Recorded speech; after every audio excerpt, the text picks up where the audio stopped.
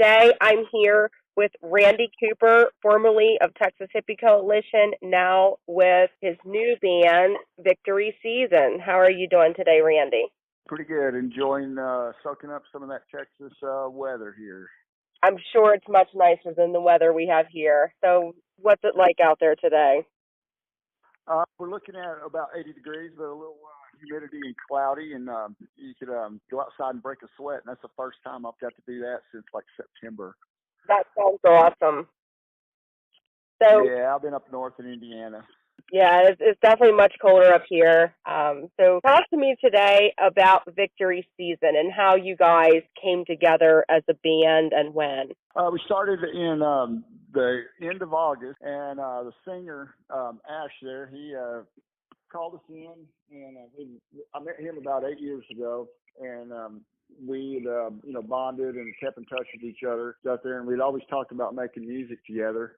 And he met Dwayne, the bass player, and Tor, the drummer's his son, and he met Dwayne out in Iowa several years back, and they bonded just like us. But he was relentlessly calling us in to make some music, and we all came in across the country, and I came from Denison, Texas. Ash came from Florida, and Dwayne and Tor came from Indiana, and we met in Shreveport for a central location and sat in there and pinned us about 17 songs, and took it from there. And then we broke from there and went up to Bedford, Indiana, where Dwayne and Tor live, and then went over to Dayton, Ohio, and tracked it. And that started it. And we just got through doing our first run. We threw out an EP here. We just dropped it a few weeks ago and hit the road, and we rolled through coming through Texas. And that's where we're at now. We're doing a little tracking with a producer that I used to track the first two hippie records, and he was in between Dallas and Austin, and so I went and knocked on his door, and I call it drinking the Kool-Aid, because I showed him what we were doing and what it was, and I would have been just happy to put my live eyes on him and say hi to him, but he drank the Kool-Aid and liked what we had going on, and we turned from our last date in Houston, and he's at the helm of producing some of this stuff for us. So tracking now, that's what's got me in Texas, is I'm finishing up my guitar stuff. Awesome. Sounds great. So you just released the EP. Tell me a little bit more about what's on it, what fans can expect from it. Oh, it's got a we could play. It's got a broad spectrum of kind of a genre of music. We could play with Ozzy or Slipknot on Friday night and go play with David Allan Coe on Saturday night. So, but let's see. I'll just go down. With the first the track "Light It Up" is it was so good to get together and be making music and stuff like that. So that was kind of the inspiration to Light It Up, and it's got a killer riff that all the metalheads, you can bang your head to it, get your fist pumping up in there, get in the pit and get sweaty, and that was the first track out of it. Wrote one for our troops, serving our country, called "Don't Tread on Me," and the another one there I wrote for the Choctaw Indians. I'm a Choctaw from the tribe, so I wrote paid honor to the Trail of Tears walk, and the one that's single is out there. It's called "Be Kind," and that is the one that you could land on that Nashville radio or something, and kind of covers that red dirt country, that stuff that I get fed all the time from being a Texas boy and in the geographical area I'm from. That's what we get to hear a lot of. Some of that Texas music chart stuff, and like Cross Canadian Ragweed or stuff like that. So I get inspired from all types of music and stuff like that. But that fell out of me, and it's making a little noise out there, getting a little airplay. Definitely. Now, do you have a personal favorite from the EP? Man, they're all like my little children, to give birth to them and raise them up, and get them up there to graduate and get them out there to the public and friends and fans and stuff. It's every one of them that we're tracking it, has become my new favorite. I would say probably Ghost Dance because of being the Choctaw heritage that I have and that blood running through me. That right there is something that I really dug in and researched that Trail of Tears walk and there's a smart rhythm to it with that tribal beat, and it's just rounded and it's a smart song, and I with the research on it and being at by the Choctaw Casino there by in Durant, Oklahoma. I live right across the Red River from that, and I'm over there all the time. But I've met the chief and know them and about 10 of them that are his council. The elderly's there, all the way down to kids in junior high, man, and it's covered that whole camp there. And now we're gonna do the acoustic version, so I can take care of the so the elderly can listen to it and like it. But I've got the thumbs up on it by presenting them with the rock version of it, and they really liked it. And we're going to use the powwow team in part of the video for it, and pay complete honor to the tribe. So that's a personal favorite of mine. I do believe. I think that's the one that I'm really partial to. That sounds awesome. That certainly sounds like a wonderful tribute to do, especially with the video that you're talking about making. Right, using our people, the Choctaw people in the tribe. I need a Pocahontas for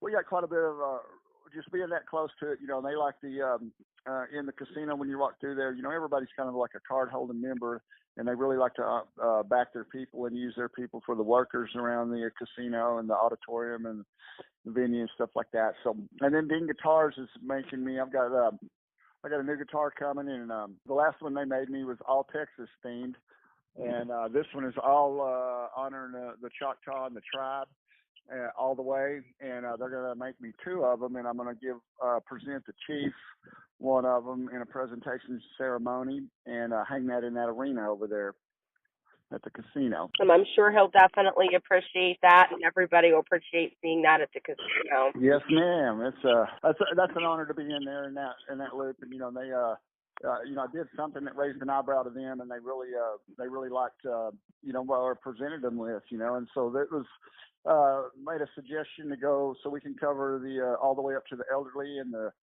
chief and his council to put that get that acoustic version to them and use our people to be in the video with it, and that was an ideal that was brought to me, and that's in motion now, in the making. Now tell me how it works with your band as far as the writing process. Do you write all the lyrics and the guitar riffs yourself, or does that work collaboratively? Yeah, we when we got called in, we all come to the table, and we met in Shreveport, and it was whatever you got, just throw it in the mixing pot, and we just started. We didn't have a direction or a format or lean on. We've got to be metal. We've got to be any genre, and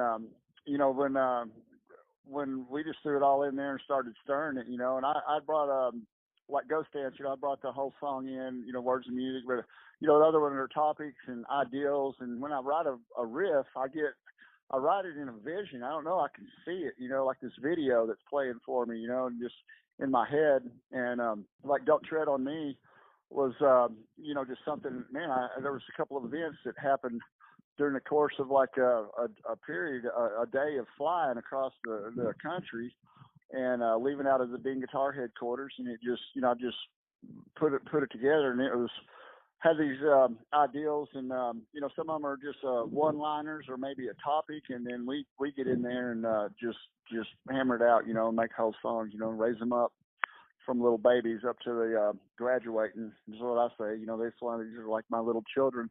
But everybody, contributed. It takes a band situation, and that's where I didn't want to. It's not a single guy's project or anything like that. We all threw in the mixing pot, and that's what you get. You can hear.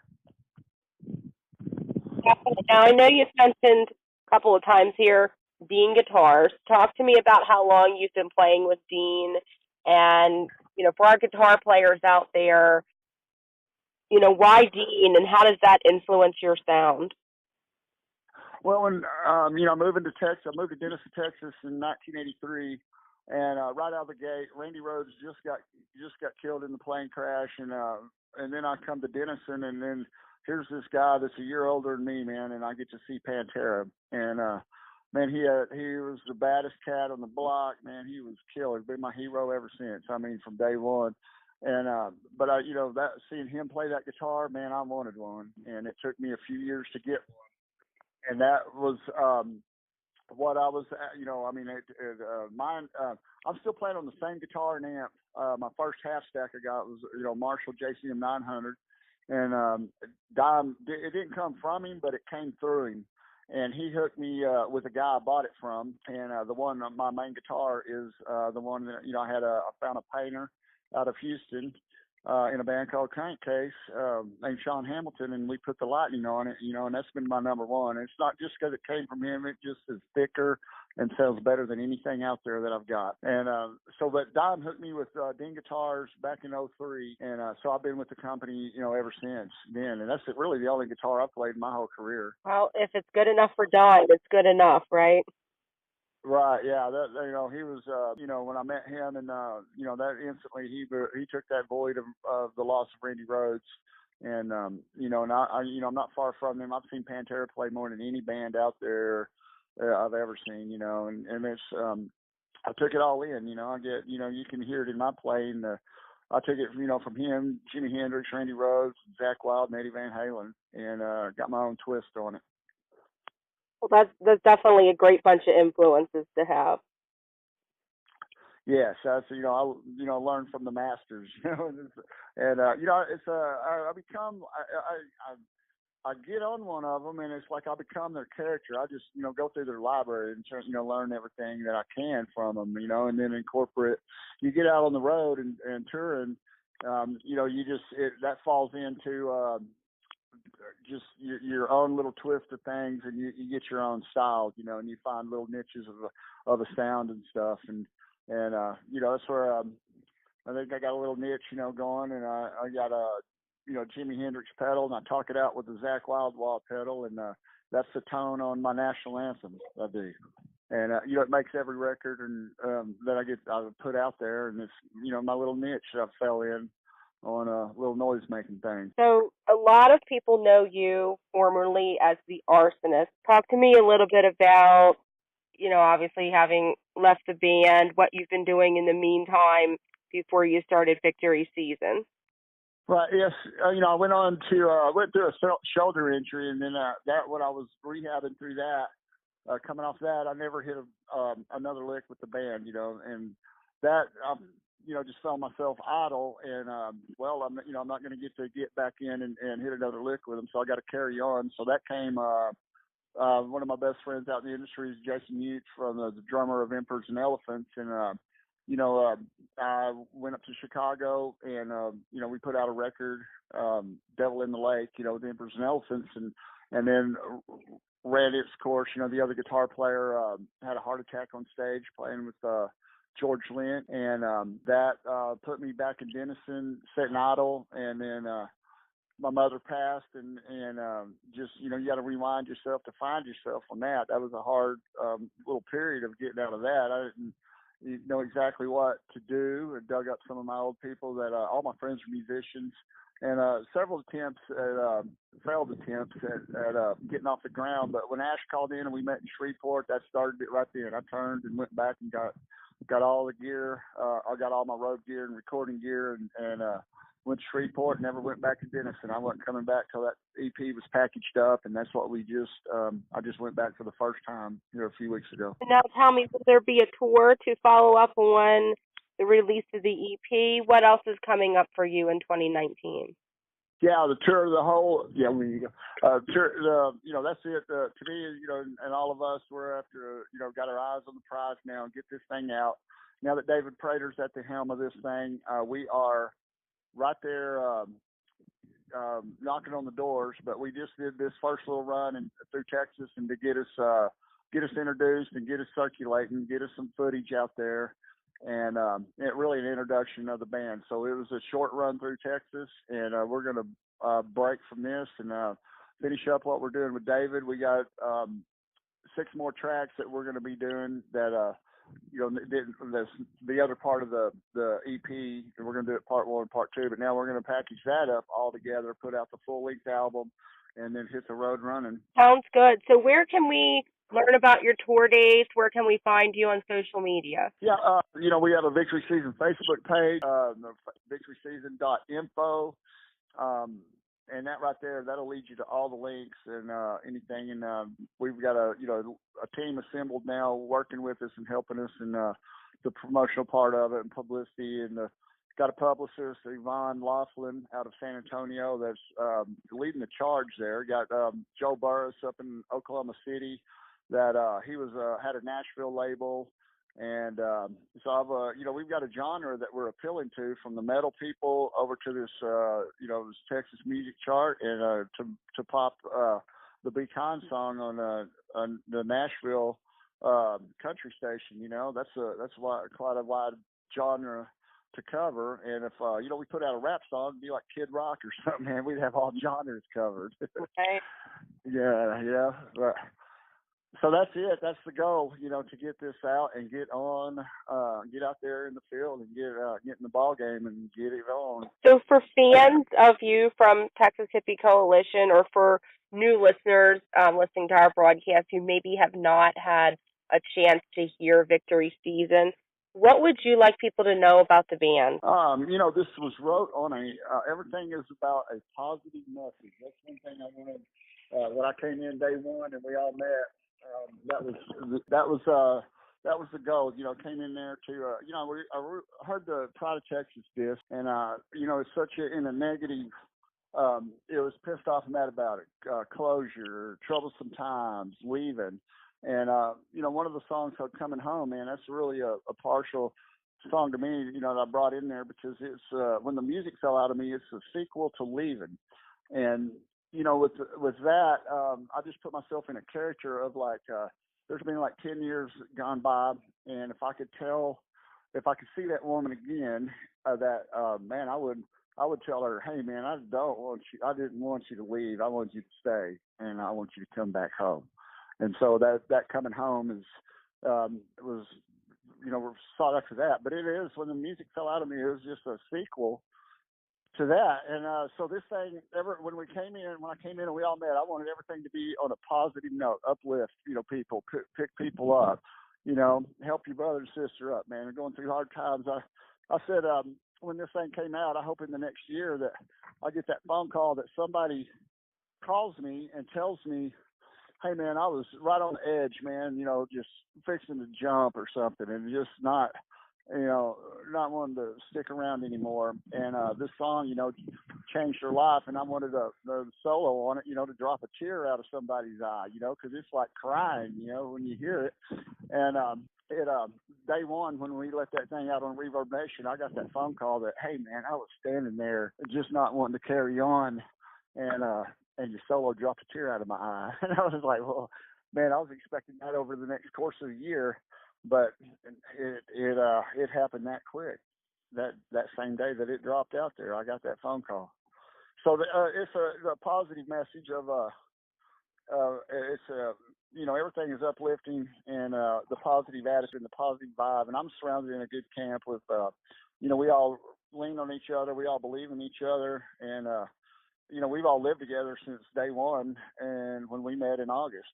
And right now, I'm the guy left behind finish up guitar tracks, and I am, I'm missing my band, man, being separated from them. I haven't been a day without them until now, so that's it. I'm in a really good camp and surrounded by some killer musicians, man. Definitely be exciting to see where you guys go from here. Well, things like like you and Yvonne, lining this up and getting these interviews and getting this stuff out there, and getting some radio plays, and that right there, man, it started the fire and lit it up, and that's what we're doing, is just carrying on and package this thing up and get it all the way down, and package a full length record, and we'll just see what happens. This is moving quicker than anything I've ever been in, and it took a long time. It took years to get the hippies off the ground and in that ball game, and then coming in with the Emperors, there was still a writing process and a year. We still haven't hit the road or had a record packaged. But this thing, within 6 months, we're sitting here with some killer material that's already making noise and raising eyebrows, and we're back in we're in the ball game within the first 6 months, and that right there is really it's killer, man. It's a blessing, and it didn't. I was thinking, man, here we go, starting from scratch, but it's not like scratch because I've built a fan base, which I don't call fans, I call friends, man, because I'm out in the crowd. I can't stand being backstage. I want to be out there where, front row, or I meet everybody. I go listen to all the other bands that are on the bill with us, and I meet them, and we mingle. That's how I met Ash. Was just being out there and being cool and being kind. Just getting out there and striking up a bond and things like that. So that's what's responsible. Ash is like really the responsible for putting this thing together, because he was the one just calling us in, and he had made it from Florida to Shreveport, and I was a few days late. Like we just talked about that this morning. I'll probably be late for my own funeral, but I was AWOL about a few days, and they were showing up, and I was trying to get there, and he was close enough that he said, "Man, I am fixing to just go to Denison and start knocking on doors," and once when I made it to Shreveport and stepped in there, we instantly started making music. And I had I had demoed Ghost Dance and passed it on to them, and they had passed it around each other, and that's the first thing we played when we walked in there. They had already worked it up, and when we jammed, man, we just jammed all of our bands from our heroes, and Judas Priest, Iron Maiden, Metallica, and we just started jamming, and then that got us in the writing process of just throwing it in the mix. And it's a band effort, man. Everybody, we're running in a wolf pack, and that's one of the words I keep stressing to everybody, that we are, it's this group, it's and right now, I'm separate from him, man, and I want back in that wolf pack, and it's that started right there, but it's we did good, man, and it wasn't hard to we wasn't forcing anything. It fell out and it fell into place, pretty quick. I just I'm real, we're real excited about rolling through Texas, and then just going over there to knock on David Prater's door. And he's the producer that's got this stuff now and working it over. And he did Dirty Dancing soundtrack with Patrick Swayze. He did the first Dream Theater record. He did the two Firehouse records that were the big ones, and he did Rat, Invasion of Your Privacy. And I'm in good. We know we're in good hands on that. I didn't. I just wanted knock on his door and say hi to him, show him what I was doing. But I didn't imagine that he would take over the producing helm at this and record this stuff for me. So that's what we're in the process of now, and it is man, he is incredible at what he does, and it is it's gonna be it's amazing, man, what we're getting back on these playbacks. So we got a little surprise coming at y'all real quick with some of that, and just chomping at the bit and ready to polish this up and finish it up and get that out there and get that to you, what David Prater could do, because he is extraordinary, guy to meet and have him at the helm of this. Absolutely. Well, we'll definitely be looking forward to the full length. And it's been a pleasure speaking with you today and hearing everything that you've been up to with Victory Season. Right on. Well, thank you very much, Kristen, and thank you for taking an ear to us and and setting this up and doing an interview with us. And everybody, we're all connected through music, and when I'm out here in the field, I get out there and man, it's like Pantera connected us all. We were such a fan of that band, and then I get out here, and with hair like this and the guitar that I play, I remind people of that, and I hope to bring, hope to hold that bar up. Where Pantera and Dom raised it, they put the level up there. That's the highest level for me, man, of raising the bar.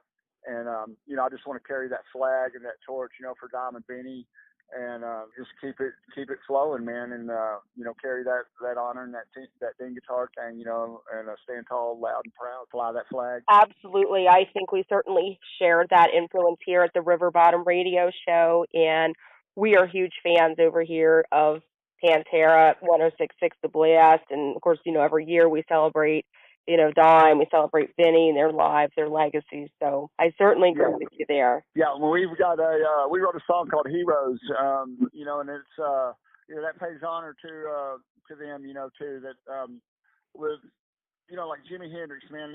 If I could rewind and go see anybody, it would be that guy.